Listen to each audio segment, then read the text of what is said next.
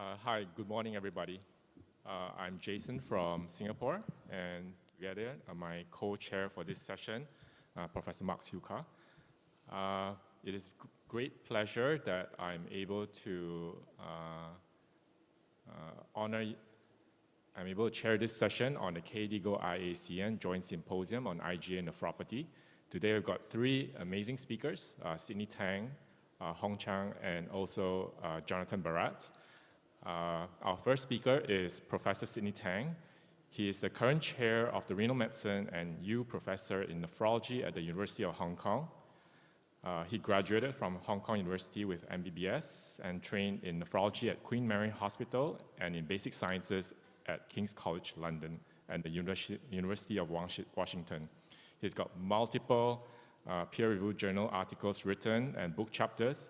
He is the associate editor of the Journal of American Society of Nephrology, editorial board member of Kidney International, CJASN, IgAN, and kidney diseases.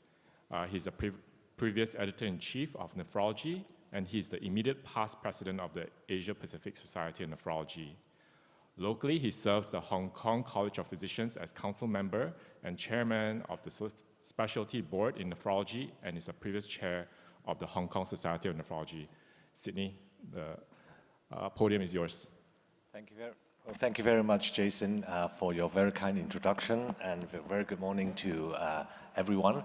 I just want to thank the ICCN for the kind invitation, and also KDIGO for coming up with this very interesting IACN-KDIGO joint session on IgA nephropathy. So what I'm going to do is to give you an overview on the clinical features and in particular the variable clinical features of patients with IgA nephropathy, focusing on clinical presentation, epidemiology, all the way to genetics and the risk of developing kidney failure. So in terms of clinical presentation, I think you can get this information from any textbook to tell you that patients with IgA nephropathy, they develop gross hematuria, often together with a mucosal infection, that they could have microscopic hematuria with or without proteinuria, often detected incidentally through a health checkup or through the evaluation of CKD. A lesser percentage of patients could have profound proteinuria, hypertension, and impaired kidney function at presentation. And the development of AKI and rapidly progressive GN occurs in some patients, but this is actually very rare. There are also some associated conditions listed here: chronic liver disease, celiac disease, infection. Patients may also have a form of so-called variant, the IgA and MCD variant, in which patients develop profound or nephrotic range hematuria, proteinuria, who require treatment not dissimilar to the treatment of minimal change disease, and there are other conditions associated with IgA nephropathy as listed here. I am just going to present two patients to you, summarized here. One of the patients is from Hong Kong, whom I saw earlier this year, and the other patient is actually from the UK, presenting some years ago. So these two patients, one is 48, the other is 28. One is male, one is female, one has got a BMI of 21, the other 31. And if you look at the degree of proteinuria, you would see that they have similar degree of proteinuria, eGFR also similar, but the kidney biopsy is actually very different. One with proliferative changes, C lesion, and the other just had very mild S lesion, not much of proliferation. Now, if I look at just the clinical without the biopsy, I couldn't tell which patient is from the West and which patient is from the East. And I don't think you can tell if I do not tell you the biopsy finding. So I think there are some differences between patients from the East and from the West with IgA nephropathy, and I'm just going to approach this from 5 angles. First of all is from epidemiology. I think this is a very famous, very well-known figure showing the difference in prevalence in IgA nephropathy across the world. The deep-colored areas are the so-called high prevalence areas, and there are also low prevalence areas. In Africa, for example, you hardly see IgA nephropathy, and this is a geospatial risk distribution reported by Shistov-Kuryluk about 12 years ago, showing a very distinct pattern of prevalence that as you move eastward and northward from Africa, you would see an increasing risk of developing IgA nephropathy.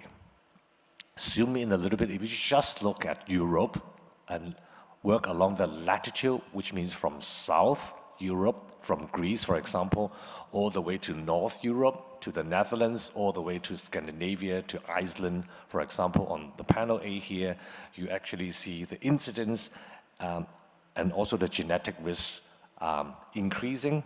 And here on the right, you actually see the percentage of patients with IgA nephropathy who progress to kidney failure also increasing along the latitude.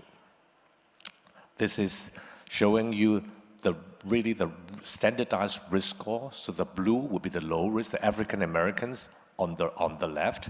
And as you advance to yellow and red, meaning a higher risk, you see this in Europeans and in Asians.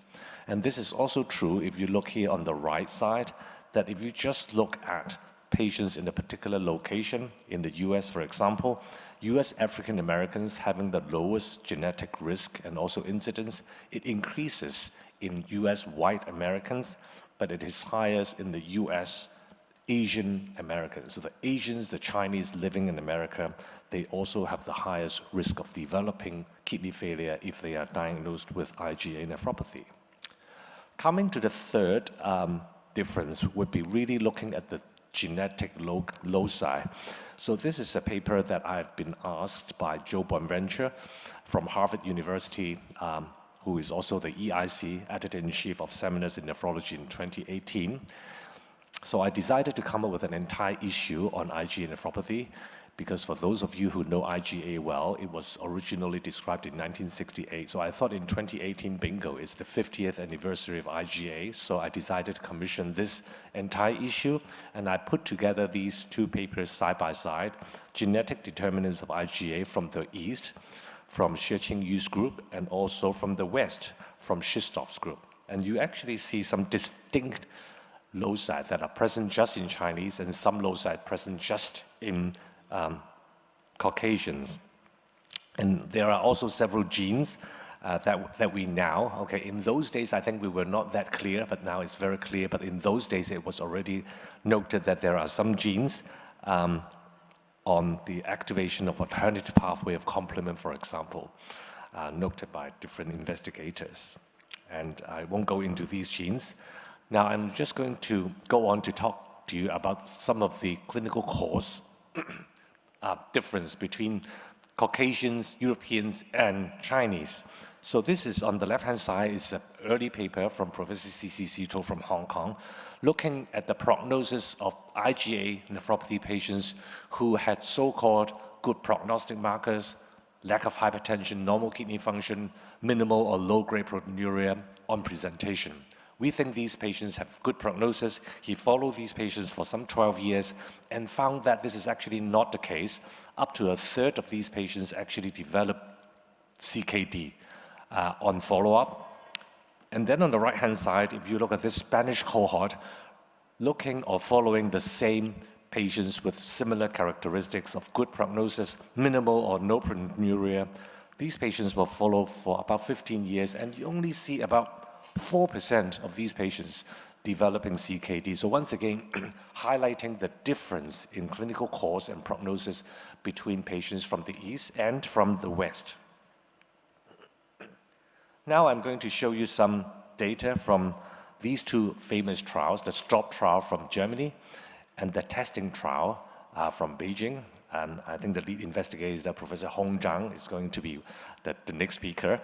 So if I compare and contrast these two studies, you would see some similarity in terms of age of presentation, in terms of eGFR around 60, in terms of proteinuria around 0.8, 0.9 or 2 gram per day between these two cohorts.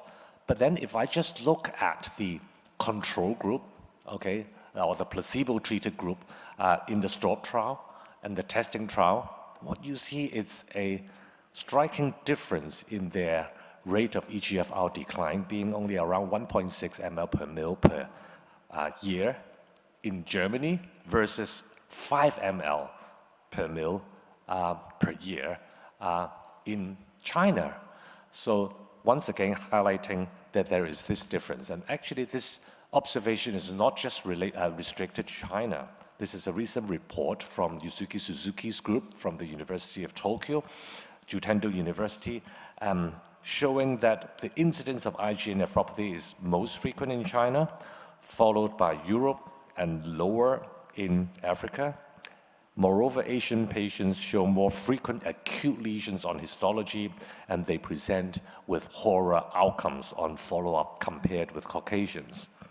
Interestingly, he also noted that there was not much of a difference in terms of the frequency of gross hematuria or upper respiratory tract infection. So once again, showing this relative difference. However, I think Jonathan Barratt, who is also going to be one of our speakers, has shown us evidence that perhaps in the West, at least in the UK, the disease is actually not as benign as we thought, because the UK RADAR study actually showed that even patients with low-grade proteinuria of around 0.44 gram a day, good prognosis as we used to think, they actually develop kidney failure. 40% of them develop kidney failure upon extended follow-up of 12 to 15 years.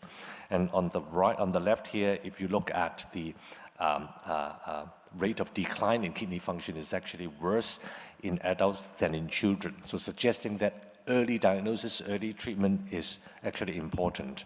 So in the UK RADAR study, over 2,300 patients with eGFR less than 60, proteinuria more than 0.5 gram per day, when they were followed, these patients, if their eGFR attrition rate was not suppressed to less than 1 ml per mil per year, which is the physiologic rate of eGFR decline, John told us that almost 100% of these patients would develop kidney failure in their lifetime, because we now have extended life expectancy. So I think it's important to recognize that patients who we used to think to have good prognosis, they could actually fare a lot worse than we think upon extended follow-up.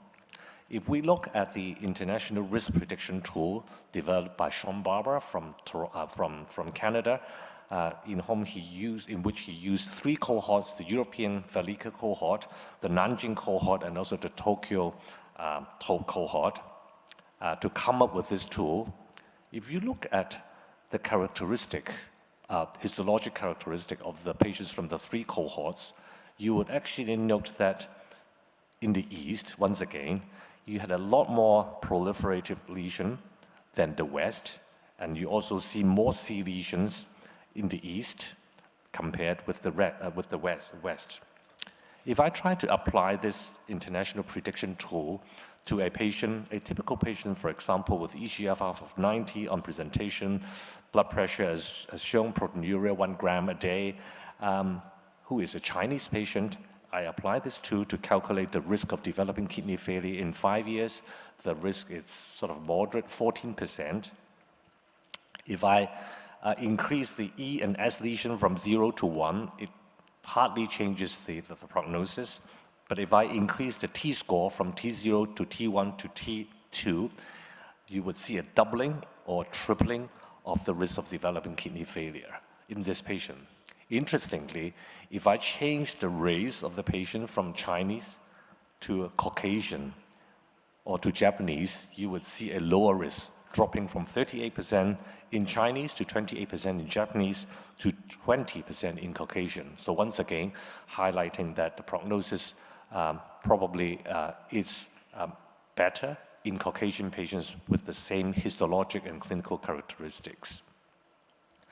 Last but not least, there is a difference in treatment response in IgA patients in the East and in the West. Let me pull up these 2 famous trials again. STOP trial, baseline characteristics, not too different from testing trial. But if you look at the conclusion here, in the STOP IgAN trial, the use of immunosuppressants in patients with IgA nephropathy did not significantly improve outcome. whereas in the testing trial, the use of corticosteroids significantly reduced the risks of composite outcome of kidney function decline.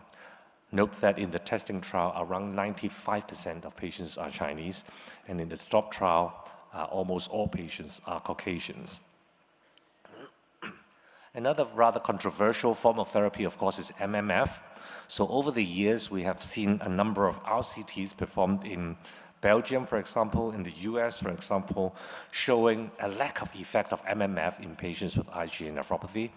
In this US study, Dr. Frisch actually recruited patients with already severe glomerulosclerosis and tubulointerstitial atrophy and fibrosis into the trial. And I think probably these patients have reached a point of no return. In home, whatever you do, they could not really salvage kidney function. So I think, understandably, this has become a negative trial. There was this Italian trial, which is actually less talked about, but which actually showed a rather good response in patients with crescentic IgAN actually responding to MMF. And then there we have the HAWK trial performed in the US and in Canada in adolescents and also in adults, showing the lack of effect of MMF in these patients. But the trial is also complicated by the use of fish oil, which I don't quite understand. Now, coming back to the East, we have 3 RCTs. This one is from our group, 6-year follow-up of the use of MMF in IgA patients, showing preservation of kidney function and reduction in proteinuria. This is the Nanjing study from Professor Liu Zhihong's group, showing a non-inferiority of low-dose steroid plus MMF versus standard-dose corticosteroid. More recently, we have this trial from Professor Hao Fan from Guangzhou, using MMF monotherapy in 170 patients with IgA nephropathy, showing a protective effect of MMF in terms of the risk of developing kidney failure, but also an early reduction in proteinuria in patients treated with MMF versus standard care as shown here. And therefore, in the updated draft guideline, KDIGO guideline on IgA nephropathy that went out to public review on the 30th of August for 1 whole month, we have expanded the section on MMF to give more details on these trials and put this under a practice point. So let me just illustrate this by using this patient that I have treated in Hong Kong who came to see me earlier this year. This is actually the same patient that I presented to you in one of the earlier slides, in which I asked you to tell me which is the UK patient, which is the Chinese patient. So this is actually the Chinese patient presenting with proteinuria 1.7 gram. I put the patient on max dose ARB. Proteinuria reduced slightly from 1.7 to 1.57. And because of the M lesion and the C lesion that we see on the kidney biopsy, I have decided to put the patient also on MMF. And you would note this trend of proteinuria from early 2024, reducing from 1.7 to 1.57 on ARB, and then on the addition of MMF, trending down to around 0.5 milligram per milligram. As of October, I'm due to see her next month in January. I've actually taken her off treatment after 9 months, although I don't think anyone would know the optimal duration of treatment. But I would like to see the next report after stopping treatment. And note that this patient's eGFR has remained quite stable over this period. So, Chairman, ladies and gentlemen, I would like to conclude by telling you that although IgA nephropathy follows typical textbook patterns of presentation, there are great variations which can range from isolated asymptomatic microscopic hematuria to gross hematuria, low-grade proteinuria, hypertension, CKD, all the way to nephrotic syndrome, AKI, and so on. And there is some distinct differences in these features between patients from the West and the East in terms of epidemiology, clinical cause, genetic risks, loci, and also response to treatment. There are, of course, some unmet needs. Number one is IgA nephropathy, a different disease between the East and the West. Jonathan Barratt once told me that it is. I'm not sure if he still thinks it still is. Should they be managed, these patients be managed differently? And importantly, in view of the emergence of a lot of new therapies, there is still a lack of validated biomarkers to guide the choice of therapy. Maybe we are headed towards the era of precision medicine in the treatment of IgA nephropathy in the years to come. Last but not least, thank you very much.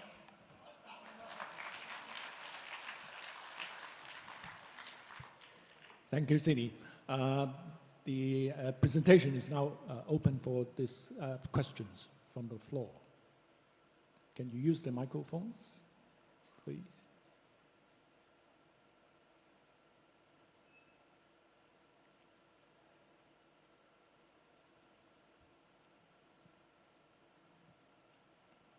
Maybe perhaps I'll start with one question. Sydney, you alluded to treating patients earlier for, at least for the Asians or for the Eastern side. Can you elaborate on how early and how you would decide as to when you would like to treat, especially with immunosuppressions? Yeah, I think our next speaker would actually be talking about this, but I think I would think that I think previously we tend to think that if patients have low-grade proteinuria, we just treat the patient with a RAS blocker, and the patient would be fine. I think that was the mindset when I was a trainee, but I think over time we think that this is actually not sufficient, and therefore I think our panel speakers will talk about this later, but I would just think that in the updated guideline, we think that these patients should be treated early from two perspectives. One is to really tackle the emergence or the impact of Gd-IgA1 to reduce its formation or reduce its and then the second approach would, of course, is to reduce IgAN or Gd-IgA1 induced CKD. So I think if we can diagnose these patients early, we can institute specific treatment, because nowadays we have some specific treatment that Professor Zhang would talk about that could really tackle the disease at its root cause by reducing these pathogenic Gd-IgA1 and IgA immune complexes. So if we don't get the diagnosis early, we can't institute these treatment, and what we will only be doing is just treating CKD. Yeah. Professor Pai? Hello, hi, Sydney. This is a great talk. Thank you. Can I ask you a question? Since there are so many more tools, and you mentioned that the severity of the IgA cannot be assessed simply on the clinical presentation, like the one you show. What would you advise? When should we do kidney biopsy, especially in the Chinese subjects? Well, I think once again, in the past, at least when I was a trainee, we think that if the patient's proteinuria can be reduced to below a gram a day with conservative measures, maybe we can, spare the patient from a biopsy. But I think nowadays it's different.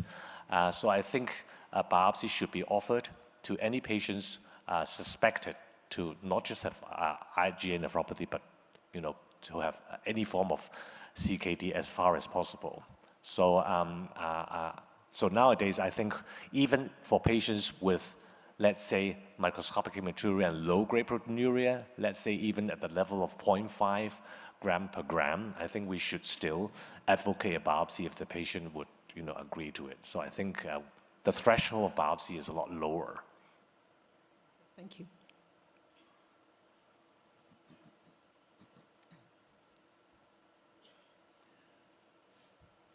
Any further questions? If not, we'd like to thank Professor Sydney Tang. Thank you for the nice talk. Our next speaker is Professor Jonathan Barratt. He doesn't require much of an introduction. He is Professor of Renal Medicine at University of Leicester, UK. He focuses on research regarding IgA nephropathy from bench to bedside. He is the IgA Nephropathy Rare Disease Group Lead for UK National Registry of Rare Kidney Diseases, RADAR, and convener of the International IgA Nephropathy Network. He is the chief investigator for multiple international randomized controlled trials in IgA nephropathy and was a member of FDA and ASN Kidney Health Initiative looking into surrogate endpoints for clinical trials in IgA nephropathy. He is also the editorial board member for Kidney International and ASN journals, and he's the co-chair of the UK GN Clinical Study Group and is the IgA Nephropathy lead for KDIGO Clinical Practice Guidelines for glomerular disease. His lecture is on development of targeted therapies for IgA nephropathy, 2024 treatment landscape and beyond. Jonathan. Thanks, Jason. It's a great pleasure to be in this wonderful country again. Thank you very much for the invitation. And I think it's fair to say my job has been made much easier by two fantastic talks by Sydney and Hong. So I'm going to talk about what's coming. And I was chatting to Professor Yu, who was saying he started training before I was born. And he said he'd seen fantastic changes in the field of nephrology. Well, grab onto your seats because there's going to be massive changes in IgA nephropathy over the next few years because of all the new, fantastic new therapies that are coming. And I'm going to try and summarize that in my talk. So here are my disclosures. So we had the first glomerular disease clinical practice guideline published in 2012. And it was fair to say the IgA nephropathy chapter was pretty underwhelming. There really was very little treatment available for the world's commonest cause of glomerular disease. And sadly, almost a decade later, the situation hadn't changed.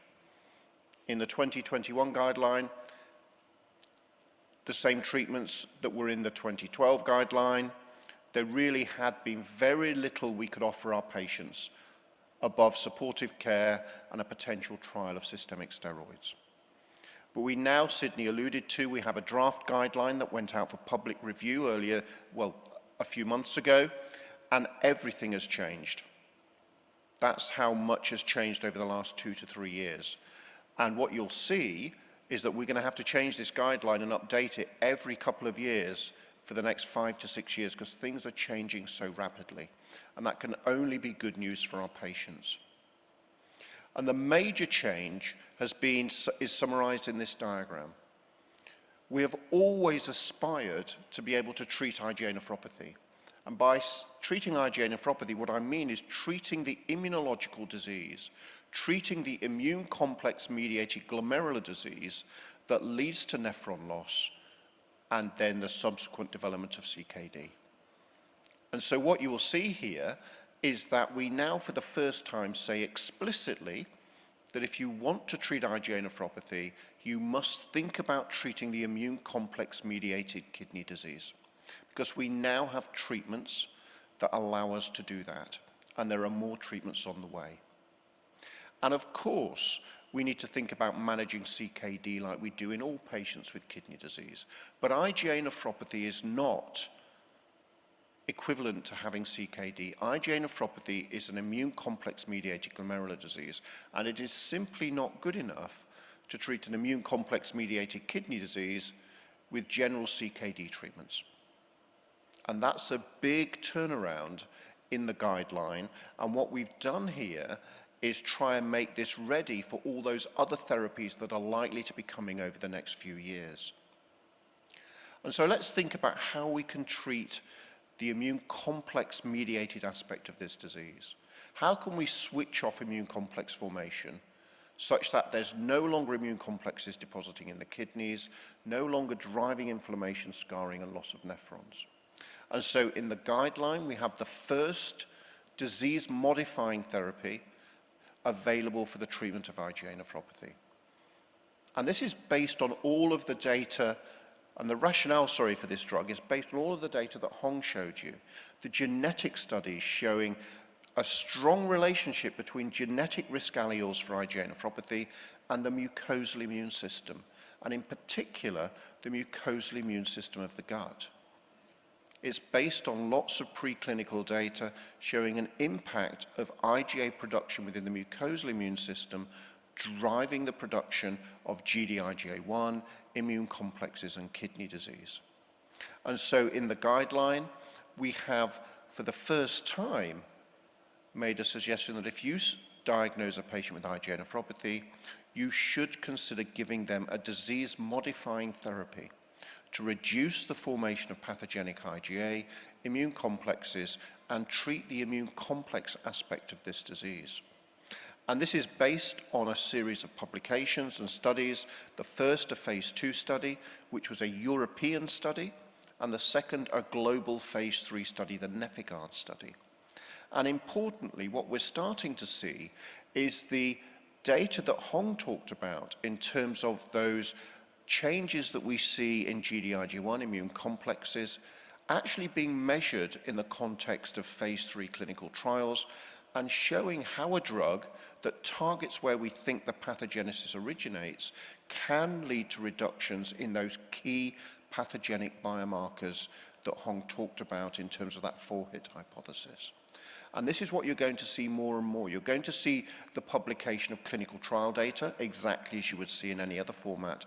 But fundamentally, you're going to also see partner publications talking about which part of the pathogenic cascade these drugs are intervening on and altering, because that gives us an idea of how we can use these drugs. We also identify that a 9-month course of Nefecon is not going to be curative. We know that we need to understand these drugs much better. How do we use them chronically? Like the patients Sydney were talking about, these were young people with a disease that's going to be there for the next 30, 40 years. So how do we use these drugs safely and effectively in young people in a situation where these drugs do not cure the disease with a short course of treatment? So that's a challenge we're going to face over the next decade. But we do acknowledge that actually this drug is disease modifying, but we need to better understand how we use it going forwards. But what is coming?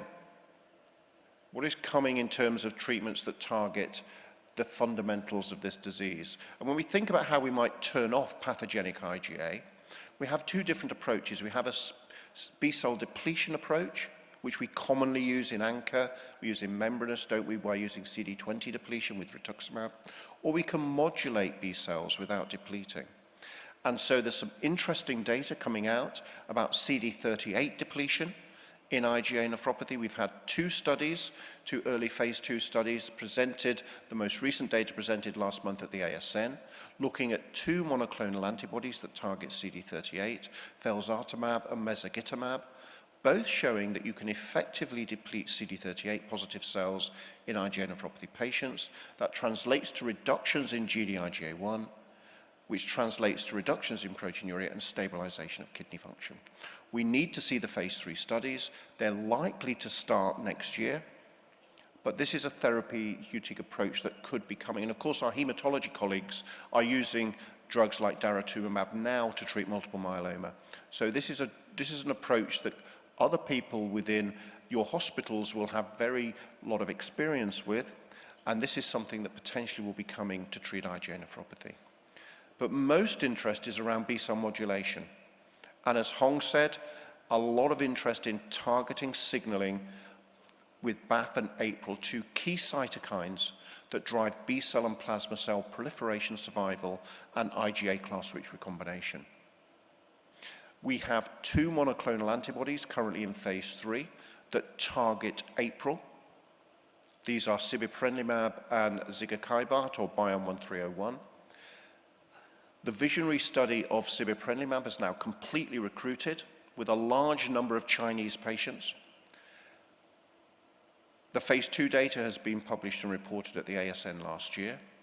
And Otsuka, the sponsor, reported about a month ago in a press release that the 9-month proteinuria data is significantly impacted by sibeprenlimab, and they are taking these data to the FDA in Q1 of next year.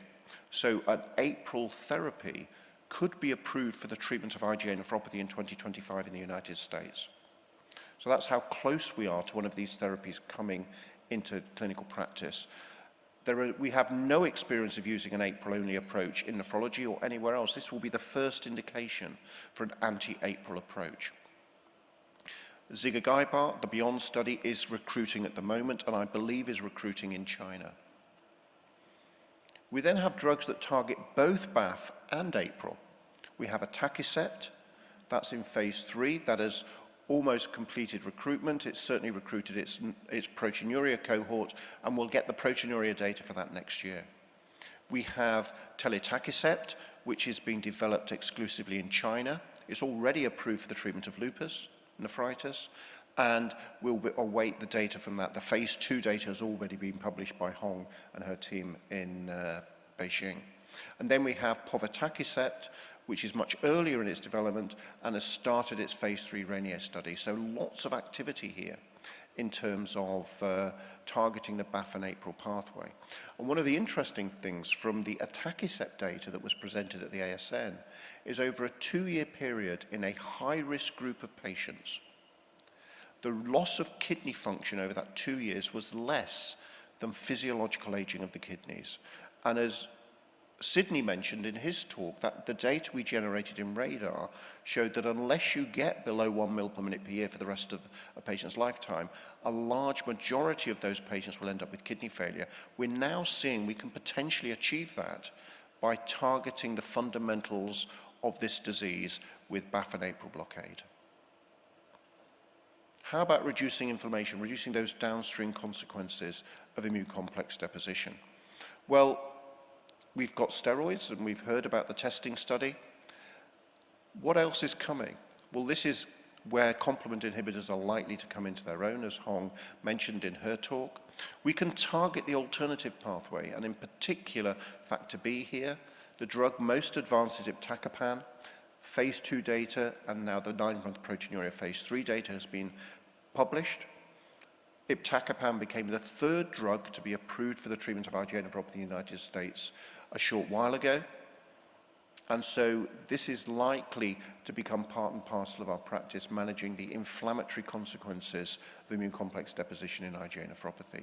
We have 2 other approaches, 2 other trials looking at antisense oligonucleotides that target factor B production in the liver, one a phase 3 study, the IMAGINATION study, and one a much earlier phase 2 study. We can also target factor D of the alternative pathway, and this is a small molecule from Alexion. The trial is completed in the IgA nephropathy cohort, but we don't have any data yet. And then we have targeting of C3.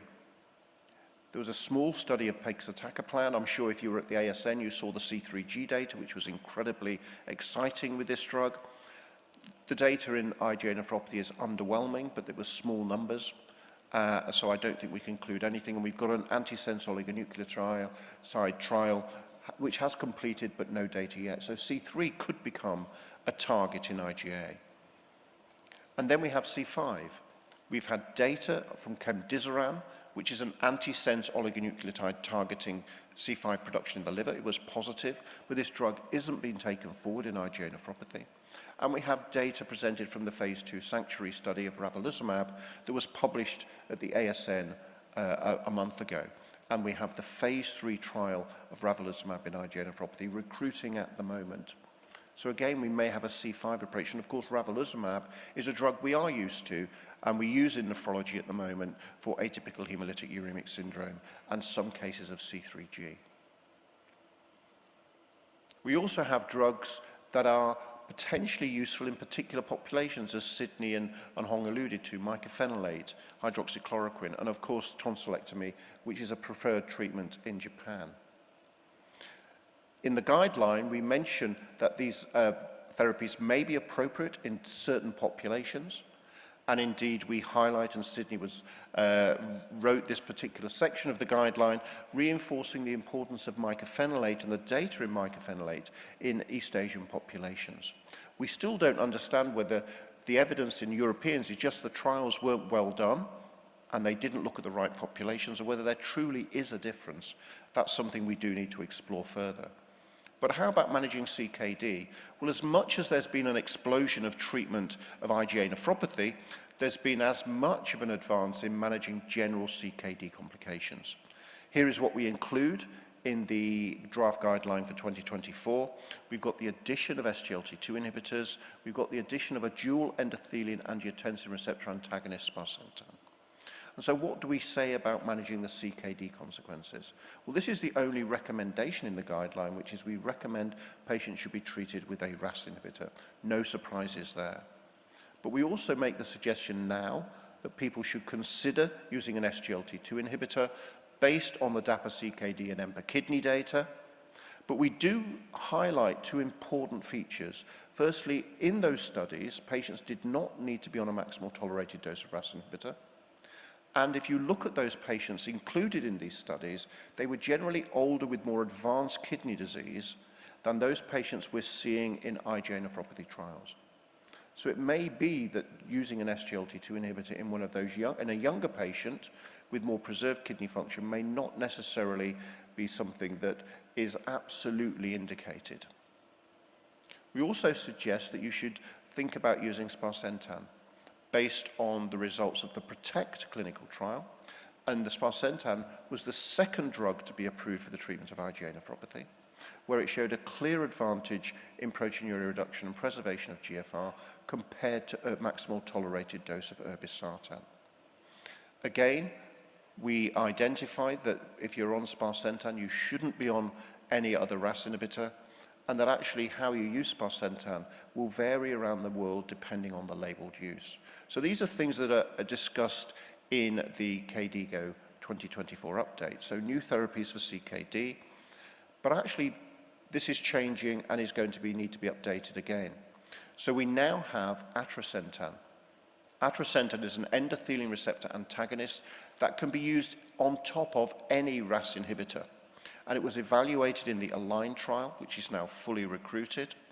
We have the 9-month proteinuria data, which is now published and was published at the time of the ASN, showing that atrasentan significantly reduces proteinuria on top of maximal tolerated RAS blockade. We don't have the GFR data yet, but this drug is likely to be the 4th drug approved by the FDA in the US next week. So within the space of the last 6 months, we've had 2 new drugs approved, and it's likely that this, as I say, will make its way from the west across to the east via Europe as an approved therapy for IgA nephropathy in the future. So we have lots of CKD treatments coming. The important thing is that these treatments will not prevent immune complex deposition and should not be used as an alternative to treating IgA nephropathy. And that's something we really stress in the KDIGO update. But of course, with all of these choices, how should we use them? And there's good news that there are trials of combination therapies. So we have the Spartacus trial, which is looking at sparsentan with and without an SGLT2 inhibitor. Do you get added value by adding an SGLT2 inhibitor to sparsentan? We have the ASSIST trial looking at do we get added value by combining an SGLT2 inhibitor on top of atrasentan and RAS blockade? And then we have a trial in general CKD called the Zenith High Proteinuria Study, which is not specific to IgA nephropathy, but there'll be a lot of IgA nephropathy patients in this study. And this is looking at a different endothelin receptor antagonist, zibotentan, in combination with dapagliflozin and renin-angiotensin system inhibitors. So again, looking at the value of these different combinations. And I think it's important for us to understand that in the world of IgA nephropathy, because the major limitation for all of these treatments is they drop blood pressure. And our patients are generally young, usually with reasonably good blood pressure.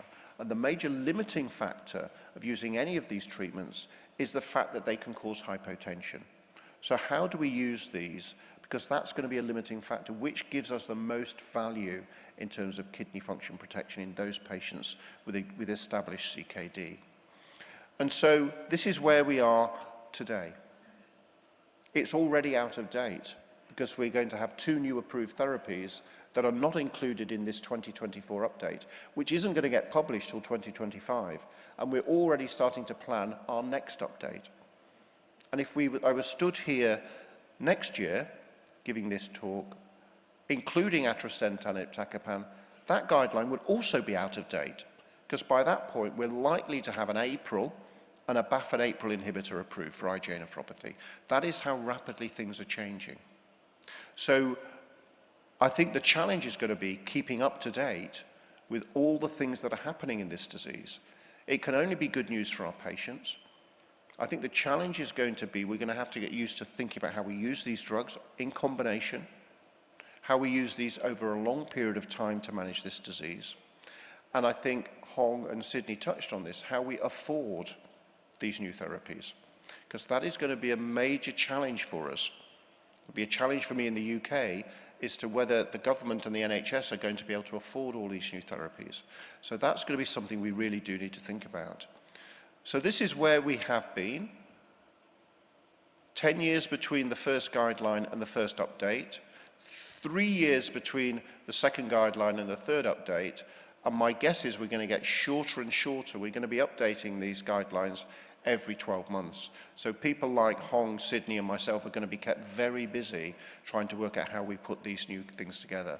So expect changes, but I think this can only be good news for our patients. And we do have the possibility with all of these new therapies of preventing kidney failure in the lifetime of patients with IgA nephropathy. That is a real possibility on the horizon. So thank you very much for listening, and I'm happy to take any questions.